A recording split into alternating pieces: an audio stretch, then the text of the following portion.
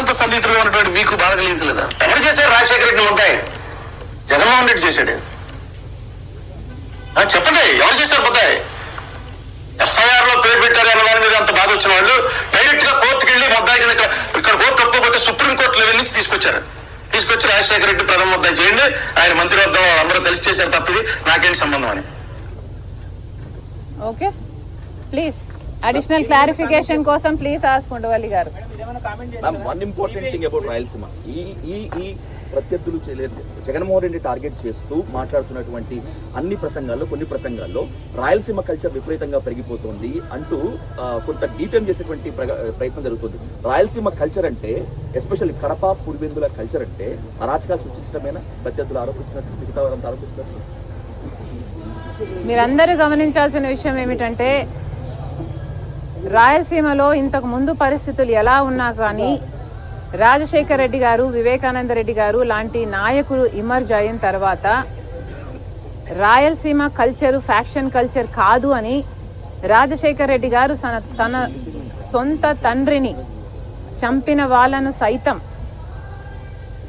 క్షమించారు అనుకోవాలో, లేకపోతే ఫ్యాక్షన్ లోకి వెళ్ళకూడదు అని స్ట్రాంగ్ గా అనుకోవాలో, whatever reasons Rajasekhara Reddy గారు ఫ్యాక్షనిజాన్ని ఎంకరేజ్ చెయ్యలేదు అన్న మాట రాజశేఖర రెడ్డి గారి తండ్రి విషయంలోనే రుజువైంది.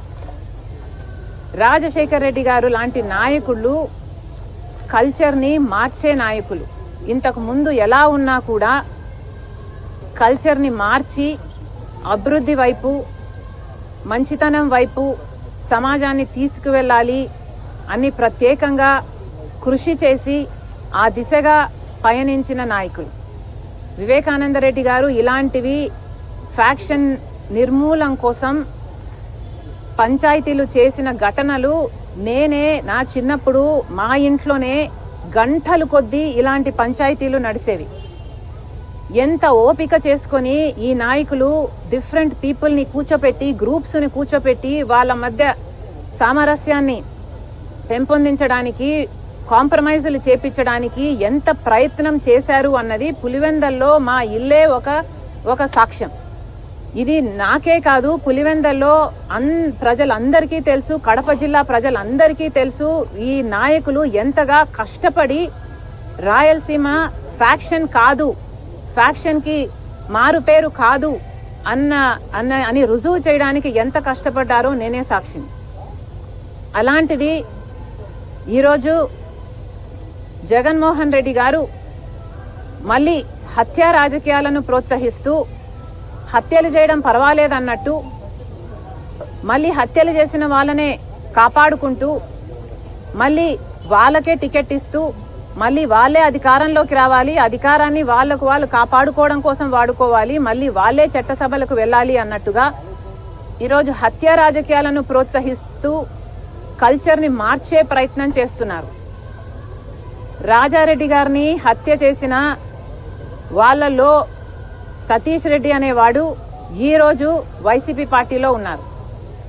మరి మీరు ప్రజలకు ఏమి సందేశం ఇవ్వాలనుకుంటున్నారో, జగన్మోహన్ రెడ్డి గారు ఏ కల్చర్ గురించి మాట్లాడుతున్నారో, రాజశేఖర రెడ్డి గారి మార్క్ రాజకీయం గురించో, లేకపోతే ఇది జగన్మోహన్ రెడ్డి గారి మార్క్ రాజకీయం గురించో ప్రజలకు క్లారిటీ ఇవ్వాల్సిన అవసరం ఉంది.